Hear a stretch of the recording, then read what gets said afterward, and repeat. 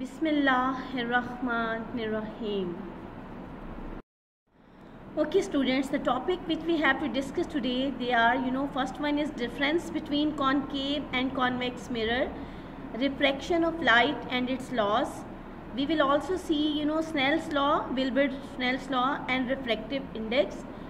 We have to notice about, critical angle and total internal reflection with its conditions. You people are supposed to listen very carefully each and every topic so that there will be no problem for you in your exams. Let's move towards concave mirror. Concave means rounded or hollow like the interior of a circle or sphere. It is also called as converging mirror. Converging का मतलब होता है कि बेटा इसमें raise एक point पे इकट्ठी हो जाती है, ठीक है. The mirror coating of the concave mirror is on the outside of the spherical surface.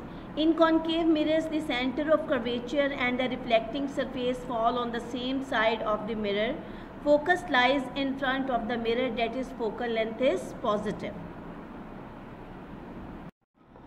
The image formed by a concave mirror is real, inverted and enlarged except when the object is between P, mean pole, and principal focus F, where the image is virtual, erect and enlarged. Now, what is the speciality of the image made by concave mirror? An image can be projected on a screen as they are real. यानी ये वाले जो image होते हैं इनको हम screen पे, मैंने पहले भी आपको बताया है कि स्क्रीन पे, कर्टन पे, पेपर पे, वॉल पे इनको हम ऑब्टेन कर सकते हैं क्योंकि ये रियल होते हैं, ठीक है. Now they are used in reflecting telescopes, shaving mirrors, torch lights, etc. as they give a magnified image of the objects. यानी ये uses हैं किसके? concave mirrors के. कहाँ यूज़ होते हैं? टेलीस्कोप्स में, शेविंग मिरर्स में, टॉर्च लाइट्स में. क्यों यूज़ होते हैं? क्योंकि ये एक मैग्नीफाई इमेज, एक ऑब्जेक्ट्स का जो भी इनके सामने होते हैं उनके बड़े इमेज बनाते हैं और चीज़ों को बहुत क्लियर करते हैं. Now we have to see convex mirror. Convex means rounded or curved like the exterior of a circle or sphere. यानी इसकी outer curved surface जो है वो reflecting होती है, ठीक है.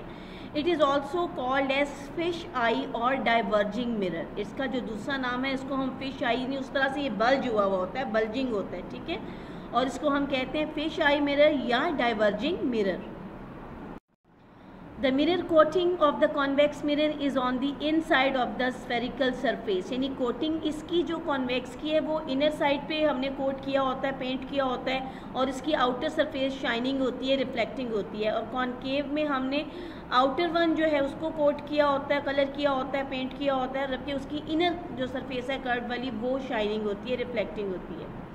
In convex mirrors, the center of curvature and the reflecting surface fall on the opposite side of the mirror. वो उसकी opposite side पे होते हैं, ठीक है. और focus lies behind the mirror. Focus कहाँ बनता है? मिरर के पीछे बनता है. That is focal length is negative. वो मैंने sign conventions में आपको सारा ये बताया था कि convex mirror के केस में चूँकि image virtual होता है इसलिए उसकी focal length भी negative होती है. The image formed by a convex mirror is virtual, erect and diminished. यानी concave में तो image जो है वो inverted होता है ना, ठीक है. इसके अंदर वो erect होता है और diminished होता है और ये virtual होता है. Images cannot be projected on a screen as they are virtual, and convex mirror are used as side view or rear view mirrors in vehicles as they cover a wider area of view. आपने देखा जो गाड़ियों के mirrors लगे होते हैं ना, मतलब वो पीछे से आने वाली तमाम जो व्हीकल्स हैं उनका इमेज दे रहे होते हैं, वो बड़ी दूर तक वो दिखाते हैं, ठीक है. तो ये उनका यूज़ है. Now we have to see refraction of light. Before it we have discussed reflection of light in detail, which was the bouncing back of light ray, right, in the same medium. Now it is the travel of light from one medium to another, right. Whenever a ray of light enters from one lighter to denser or from denser to lighter, it changes its path. This phenomena is called refraction of light. Refraction is the bending of a wave, light wave, when it enters a medium where its speed is different.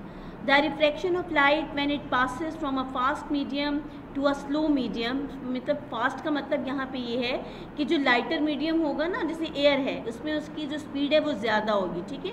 To a slow medium मतलब जो ऐसा medium जो dense है, जिसके अंदर उसकी speed कम हो जाती है.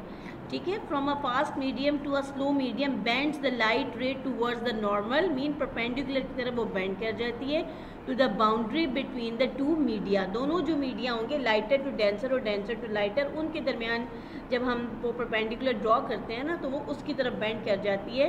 Refraction is responsible for image formation by lenses and the eye, यानी हम लोग जो देखते हैं हमारी आइज़ के अंदर बेसिकली रिफ्रैक्शन का प्रोसेस होता है, जिसकी वजह से हम देखते हैं, क्योंकि लाइट बेसिकली उसने एक मीडियम से दूसरे मीडियम में जाना होता है, ठीक है। और रिफ्रैक्शन जो, अच्छा एक फ़र्क आपको बता दूं कि रिफ्लेक्शन हमेशा शाइनी सरफेसेस से होता है, जबकि ये जो रिफ्रैक्शन है ये ट्रांसपेरेंट मीडियम से होता है, ठीक है ना। अब जैसे ग्लास स्लैब है, वाटर है, और इसके अलावा जो प्लास्टिक होता है जिसको हम ट्रांसल्यूसेंट भी कहते हैं, ठीक है, तो उसके अंदर से क्योंकि वन मीडियम से सेकंड मीडियम में जाना होता है, तो इसके लिए मीडियम का ट्रांसपेरेंसी जो है वो बहुत ज़रूरी है, ठीक है। तो ये आपने याद रखना है रिफ्रैक्शन के डिफरेंसेस रिफ्लेक्शन से। रिफ्लेक्शन शाइनी सरफेस से होती है, जबकि रिफ्रैक्शन ट्रांसपेरेंट सरफेस से होती है।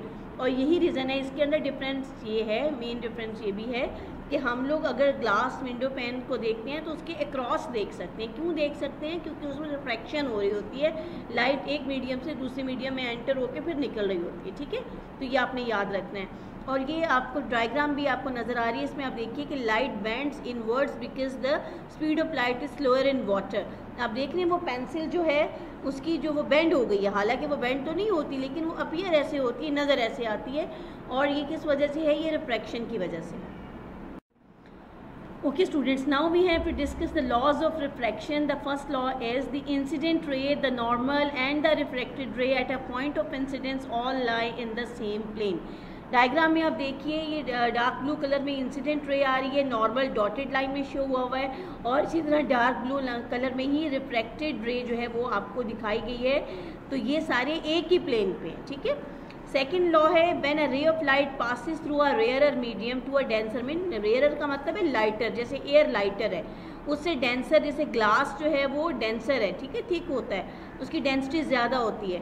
तो the refracted ray is close to the normal, यानी वो नॉर्मल की तरफ बेंड हो जाती है, while the ray of light passes through a denser medium to a rarer medium, जब डेंसर से लाइटर में जाती है the refracted ray is away from the normal, तो वो नॉर्मल से दूर हो जाती है। और for any two medium the ratio of the sine of angle of incidence to the angle of refraction is constant which is called refractive index, ठीक है। सो थर्ड वन है कि जी एन incident ray passing through the normal always go straight. ये basically आपकी book में नहीं लिखा हुआ, लेकिन मैं आपको बता रही हूँ कि अगर रे ऑफ लाइट परपेंडिकुलरली एक्टिव होती है, ठीक है ना, स्ट्रेट जाती है, तो फिर वो स्ट्रेट जाती है, फिर वो बेंड नहीं होती। ये रिफ्लेक्शन कब होती है, बेंडिंग कब होती है? जब वो किसी अदर एंगल पे, यानी अदर देन 90 वो जब इंसिडेंट करती है, फॉल करती है, तब वो बेंड होती है, उसकी डायरेक्शन चेंज होती है, उसके अंदर रिफ्रैक्शन होता है। अगर वो परपेंडिकुलरली एंटर होती है तो वो स्ट्रेट जाती है, ठीक है, ये आपने याद रखना।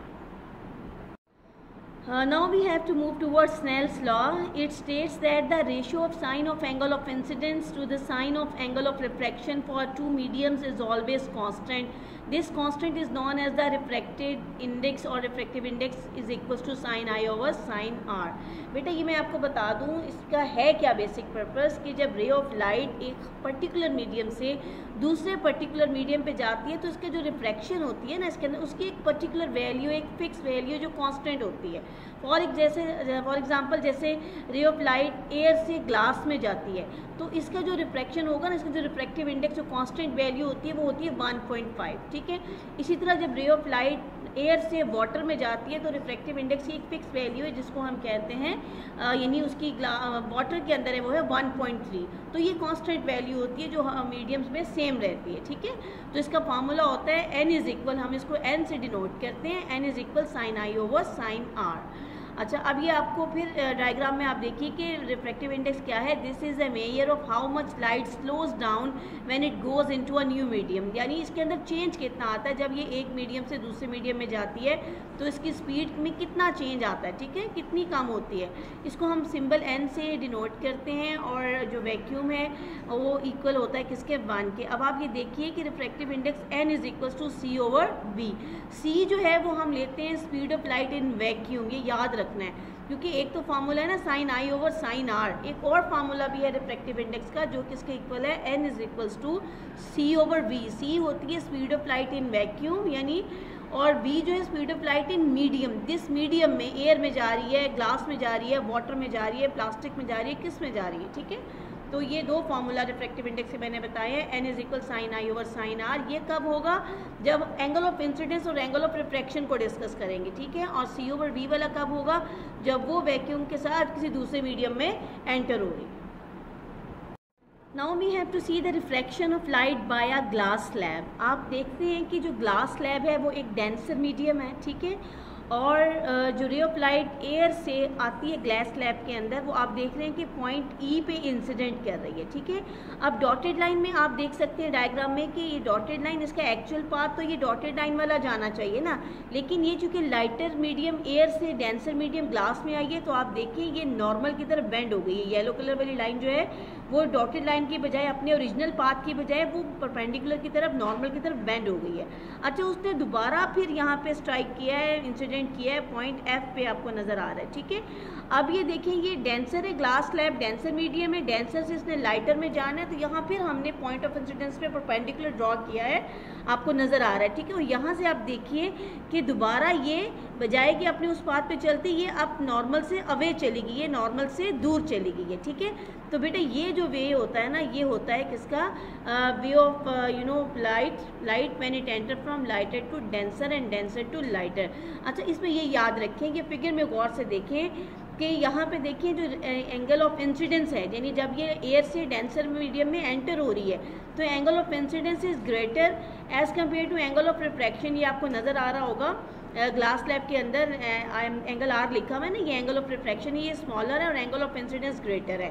किस केस में, जब वो लाइटर से डेंसर में आ रही है, लेकिन दूसरी तरफ जब वो डेंसर से लाइटर में जा रही है तो एंगल ऑफ इंसिडेंस स्मॉलर है। आप देख रहे हैं ये पॉइंट एफ पे जो साथ जो एंगल बना हुआ है, एंगल ऑफ इंसिडेंस वो बहुत स्मॉल है, ठीक है, as compare to angle of refraction. जब डेंसर से लाइटर में जा रही है तो एंगल ऑफ रिफ्रैक्शन बहुत ज़्यादा है, ठीक है। तो बेटा ये वे होता है, ये एक बेसिकली प्रैक्टिकल भी है, आप अपनी 10th क्लास में ये प्रैक्टिकल परफॉर्म भी करते हैं। पिन्स लगा के, ये आपको दो सर्कल्स वाले नज़र आ रहे हैं, पिन ए पिन बी लिखा हुआ है, तो ये बेसिकली हम पिन्स के थ्रू रिफ्रैक्शन जो है वो फाइंड आउट करते हैं, ठीक है, और उसकी वैल्यू निकालते हैं। जो मैंने आपको बताया अभी कि जो रिफ्रैक्टिव इंडेक्स होता है ग्लास के अंदर वो 1.5 है, ठीक है।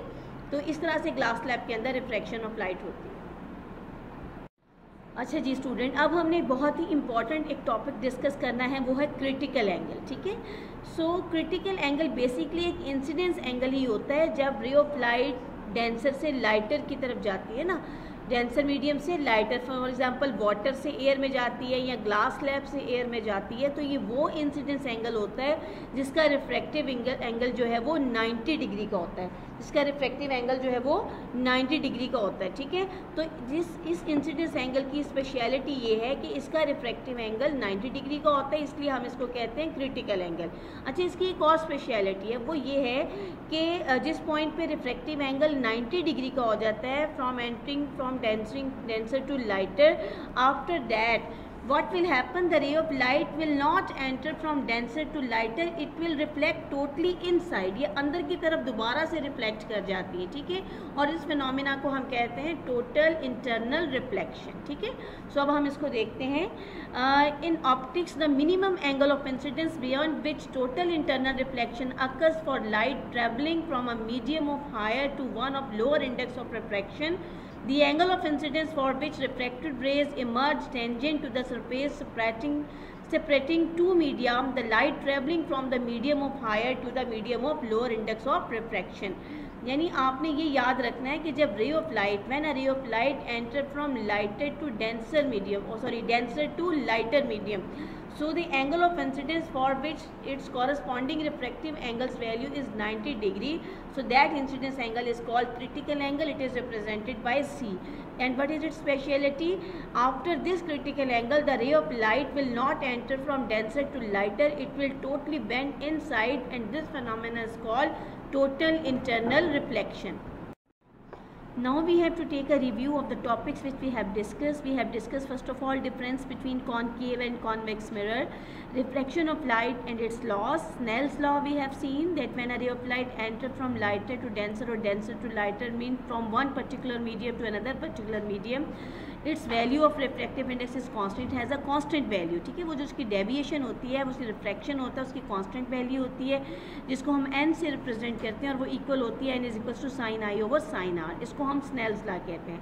फिर हमने क्रिटिकल एंगल देखा है कि वो इंसिडेंस एंगल जब ray of light denser to lighter में जाती है तो वो इंसिडेंस एंगल जिसका कॉरस्पॉन्डिंग रिफ्रैक्टिव एंगल 90 डिग्री का होता है उसको हम क्रिटिकल एंगल कहते हैं, जिसको सी से रिप्रेजेंट करते हैं. और इस इंसिडेंस एंगल के बाद जब रे ऑफ लाइट दोबारा एंटर हो रही होती है from denser to lighter, so it will not go outside, it will not enter from denser to lighter, but it will totally reflect inside, and this phenomena is called total internal reflection.